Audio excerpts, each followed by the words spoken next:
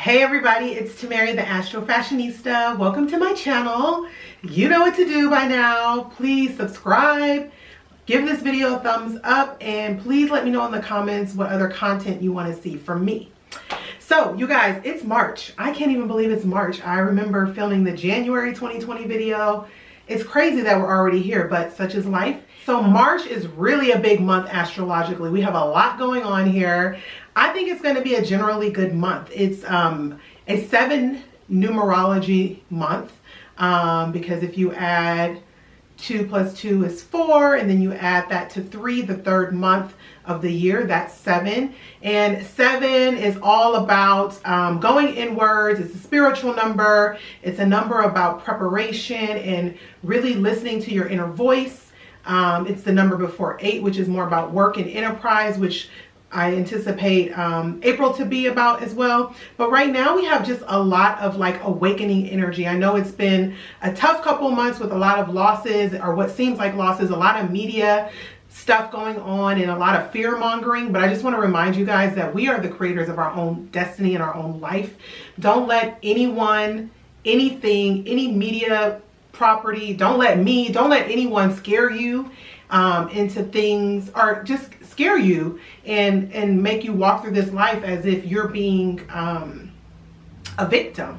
Because although I believe we're being directed, obviously I believe in the, you know, the universe and the stars and planets and all that having an influence on our life.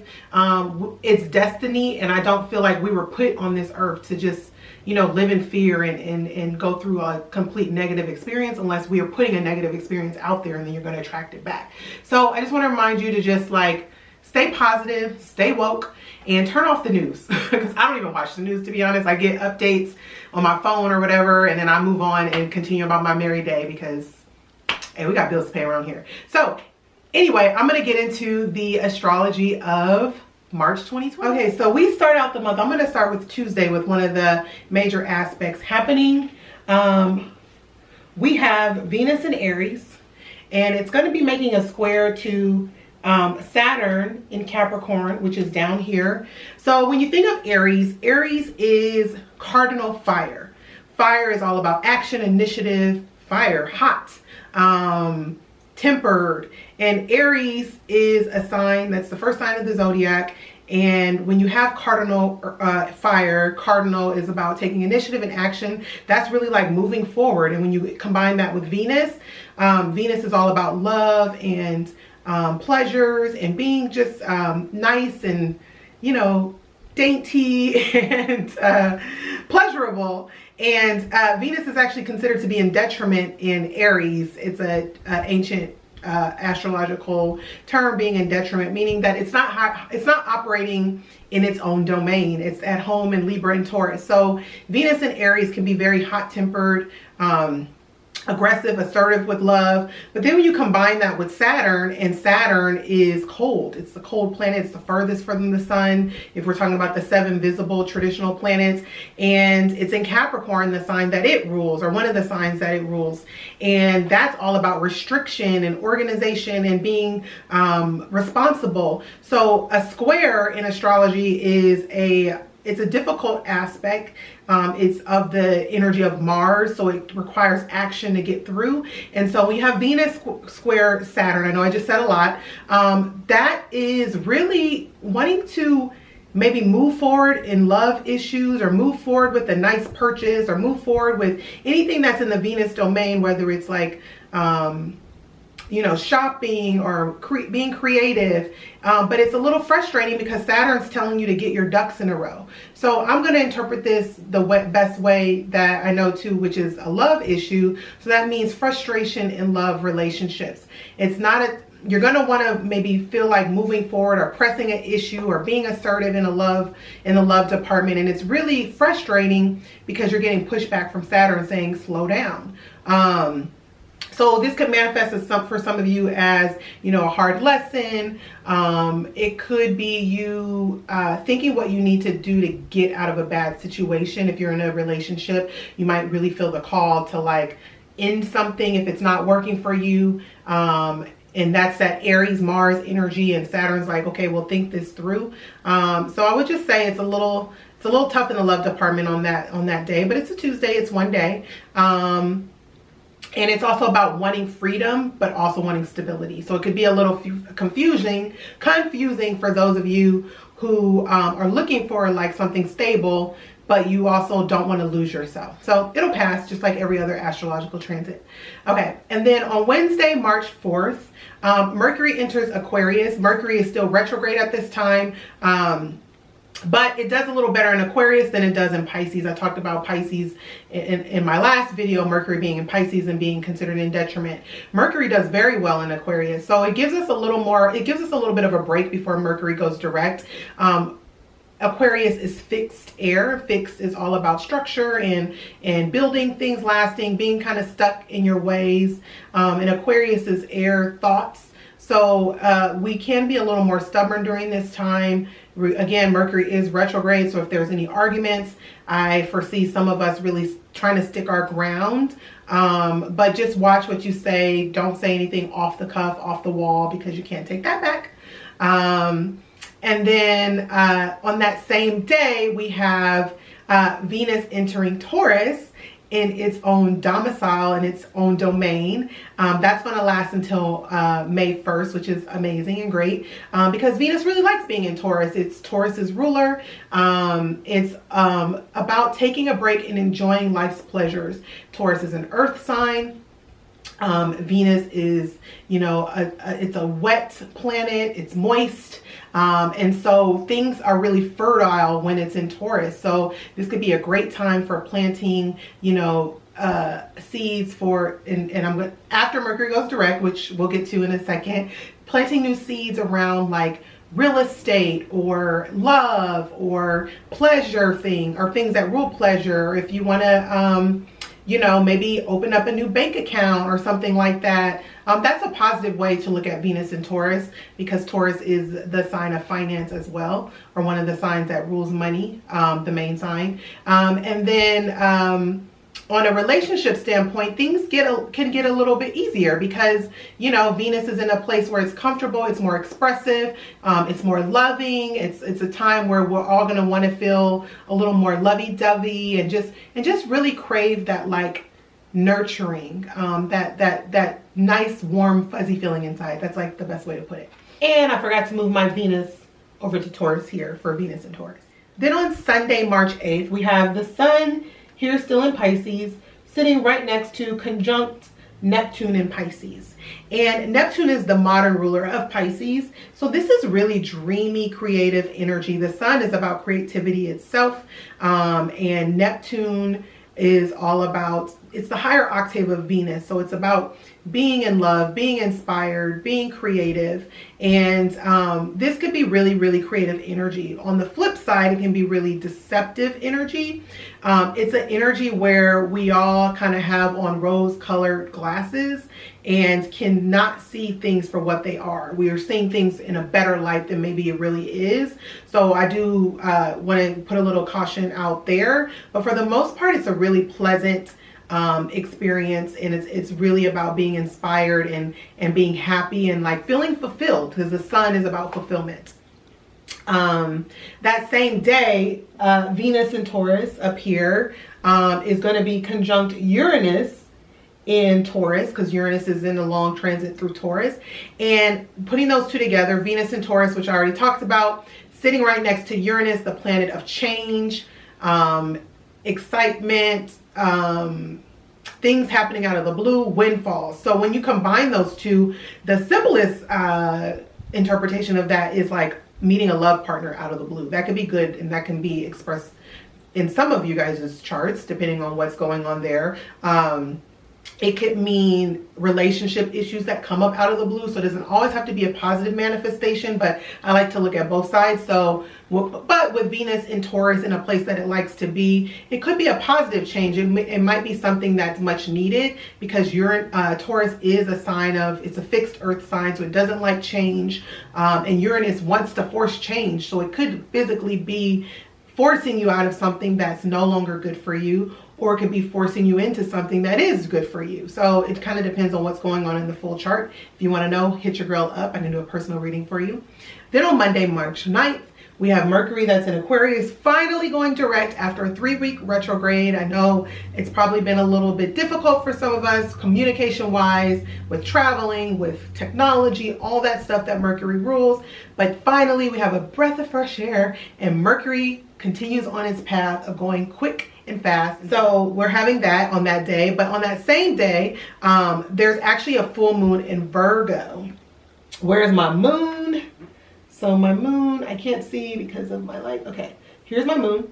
The moon is going to be in Virgo. Again, I talk about when there's a full moon. The sun is actually sitting right opposite the moon, and the moon is being illuminated by the light of the sun. So this full moon in Virgo, I think, is actually a really good one. It's at, let's see, 19 degrees in Nikola Stanjanovic. Okay, I can't even say his name, so I'm not going to butcher it. I'm just going to put it below on the screen. He's a Serbian astrologer. I've had the pleasure of, being and learning from him at a retreat in Bulgaria. And I followed him on Astro Lada's channel. I will also link her channel below. He has the whole degree theory, and so I definitely incorporated that into my practice. And this full moon is at the degree of Libra. It's at 19 degrees, and that just gives a little bit of a Libra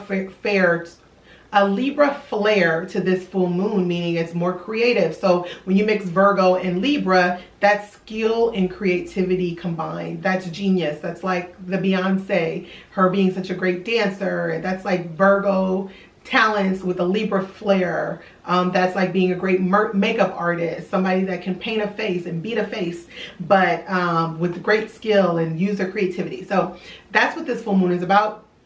It's a productive moon. It's also it's a time where if there's something that you are very skilled at or you're mastering, there can be some payoff around that time.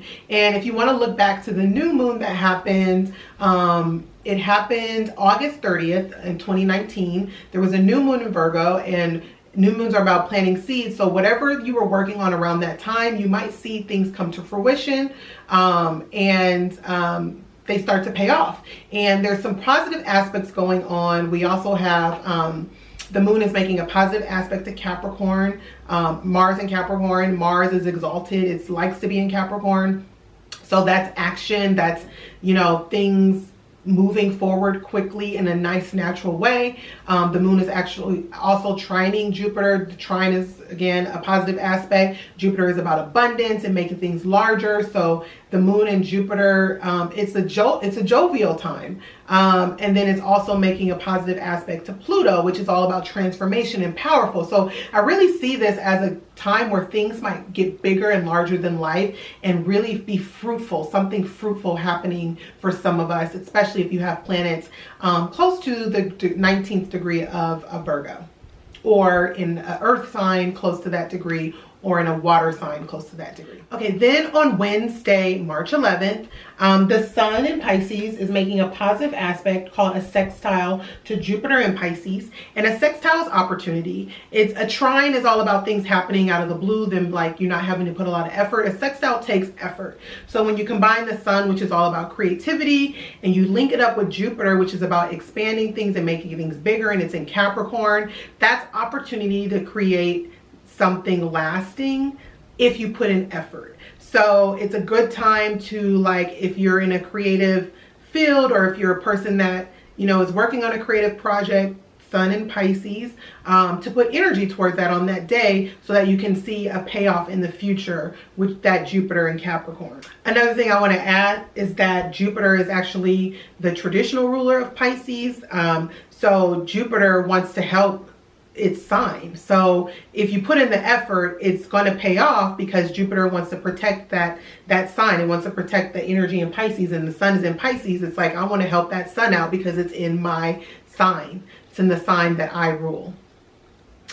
This energy is actually going to last through the weekend, through Saturday, March 14th, because Mars in Capricorn will also be in a positive aspect. Mars is down here. Mars, again, about action, making things happen. It'll be making a positive aspect with Neptune in Pisces. Again, amplifying creativity and putting action towards something creative or something romantic. And this could be a romantic thing too, a love thing, because Neptune is the higher octave of Venus.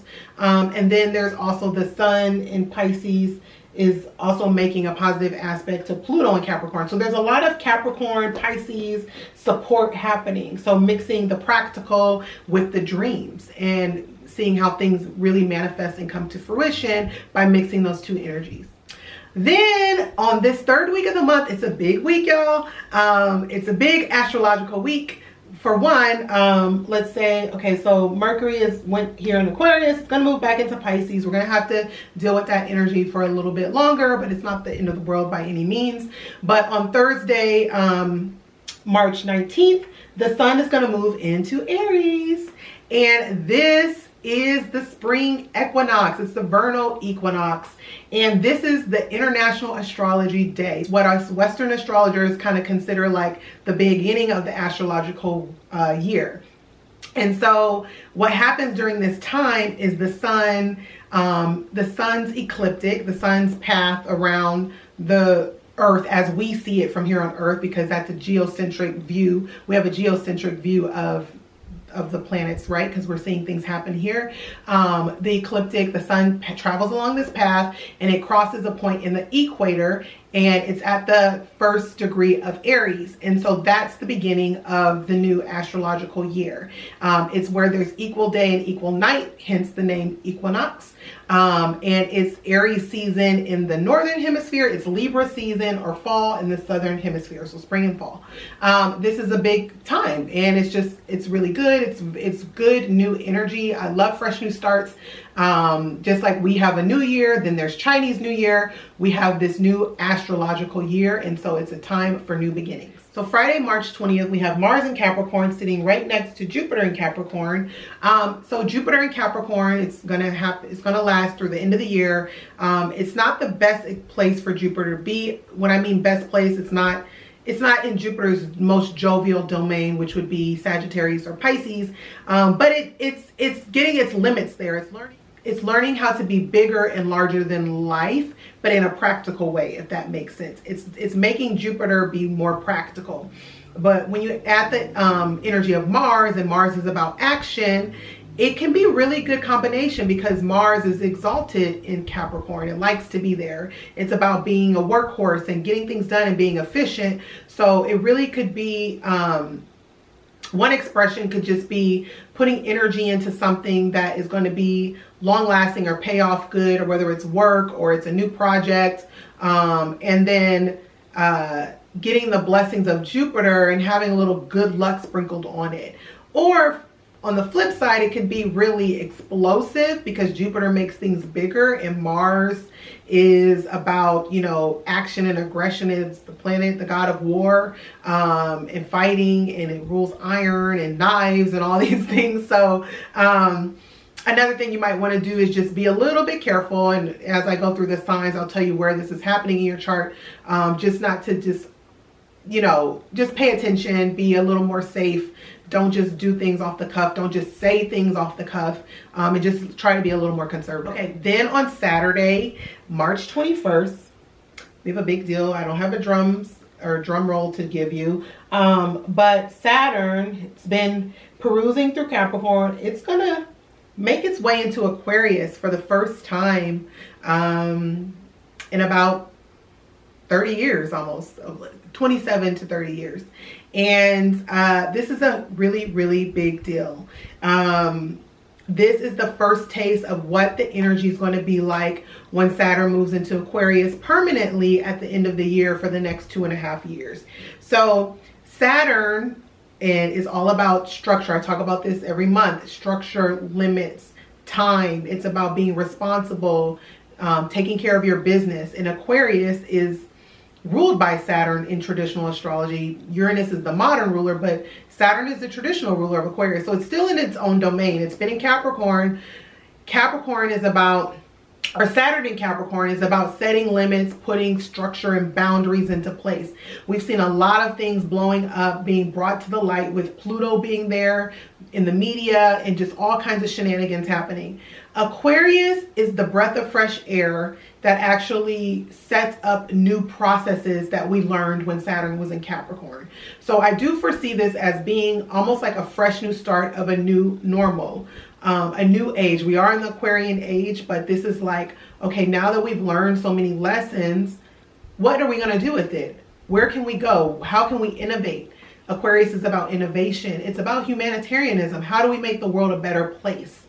There's climate change. I have the chills right now because I really feel like it's all of our responsibility to be responsible about the earth for our children. I don't have children yet, but you know, if you have children, or if you want to have children, or you have nephews and nieces, whatever, it's our responsibility to make this world, to preserve it for them, because we can't leave something in a worse state and then just pass on the problem to other people. So I do feel like there will be, you know, advances in science, advances in innovation with Saturn in Aquarius. So this is a really, really big deal. This transit is only going to last until July. This first time around, it's going to go retrograde, and then it's going to go back into Capricorn and then move back into Aquarius at the end of the year. For those of you that are born between 1990 and 1992, you will be in your Saturn return. Welcome and good luck with that. I'm just joking. I actually have a video about the Saturn return. I will link it below or put it somewhere up here. And really, it's about a changing of the guard. And ending the month, Monday, March 30th, we have Mars entering Aquarius. This is not as good of a week as the previous week. It's a little bit contentious just because Mars and Saturn are meeting up in Aquarius at the beginning degrees, especially Monday and Tuesday where it's exact. That's more frustration, it's roadblocks, it's things not going forward, because Mars is all about action and Saturn is about wait, hold, slow your roll. And so those two energies, they're the two malefics in astrology. They don't really get along. They're totally different of nature. So it's a little bit frustrating. So we're ending that week on a little bit of a frustrating note, but then we're going to be in April and there's going to be all new astrology, which I will talk about next month. So now I'm going to get into how this energy will affect your sign. So Gemini and Gemini rising. So we start the month March 3rd with Venus in Aries, making it what's a difficult aspect to Saturn in Capricorn in your 8th house, which is all about taxes and debt and death. It could be literal death or metaphorical death. Venus is in Aquarius. It's in your 11th house, and it's actually the ruler of your 12th and 5th house. So this could be more of like a love frustration. It could be because Venus does rule love, and it is the ruler of your 5th house, which is about romance. And so when it's making like a difficult aspect to Saturn, it could be some sort of difficult lesson that you have to learn in regards to love, or maybe there's something you need to let go of, someone you need to let go of, or maybe you're just feeling a little bit down and not feeling so hopeful about your love life. And just know that this too will pass. Another way this might manifest is financial things. So if you haven't done your taxes, do them. The 8th house does rule taxes. Venus does rule money. I wouldn't say don't do it on this day, but just maybe it's more of a push, like something you need to get done. So just pay attention to that. Then on March 8th, the sun in Pisces is actually conjunct, sitting next to Neptune in Pisces in your 10th house of career, status, reputation in the world. And this is like, I think this is you being inspired to do what you know you're meant to do. Like maybe you're feeling like, you know, I'm in this like position, or I'm in this job that's just like a whatever job. I know I have a bigger purpose, and now it's time for you to feel inspired to walk towards that purpose. Don't settle for less. Don't sell yourself short. Make sure that you're doing as much you can do to make your mark on this world while you're here. So that could be a manifestation of that energy. Then on March 9th, Mercury in Aquarius. finally goes direct after 3 years. You should be happy about this. Mercury is your ruler. And when Mercury goes retrograde, unfortunately, you and Gemini are some signs, or if you have planets in Gemini or Virgo, it really seems to affect you guys. So hopefully this will get you back on the right track. That same day, there is a full moon in Virgo, and that is happening in your 4th house down here of home, family, your domain, your roots. And think back to what you were doing August 30th of 2019. That might give you a hint as to what happens, but it could be something happening around your 4th. Maybe it's property. This is a positive full moon. I foresee this being positive. There's a lot of planets that are trining this moon in Capricorn in your 8th. So another way, I talked about the taxes, but this could mean literally buying a property, because the 8th house is about loans and debts and things like that. So maybe there's some payoff and you get to sign papers and get a home, or maybe you're going to make some changes to your home and you needed to, you know, take refinance or something like that. And that is a good thing. And the energy is actually clear now because Mercury is moving direct. So it's actually a good time to make these sorts of decisions, even though I bought a home during Mercury retrograde. Or I had to sign the papers doing that. That wasn't ideal, but life goes on. Then on March 11th, we have the sun in Pisces. Up here, again, it's still in your 10th house and is making a positive aspect to Jupiter in your 8th. That could mean some sort of like bonus or something like that, maybe.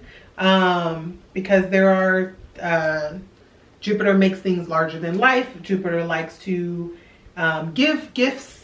And the sun is shining in that area of your life. It's illuminating your career. So maybe there's some sort of bonus coming out, and maybe that helps you with your house. I don't know.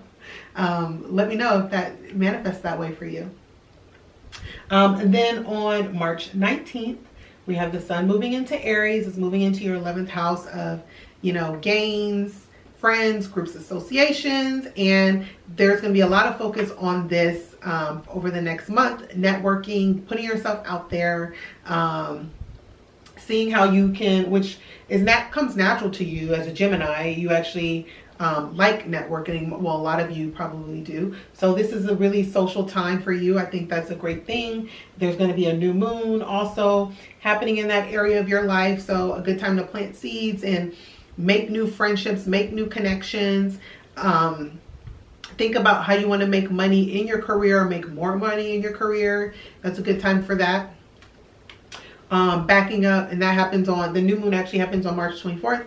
Then backing up into March 21st, Saturn is actually going to move out of your 8th house where it's been hanging out for the last 2.5 years. And it's going to move into Aquarius, and it's going to move into your 9th house.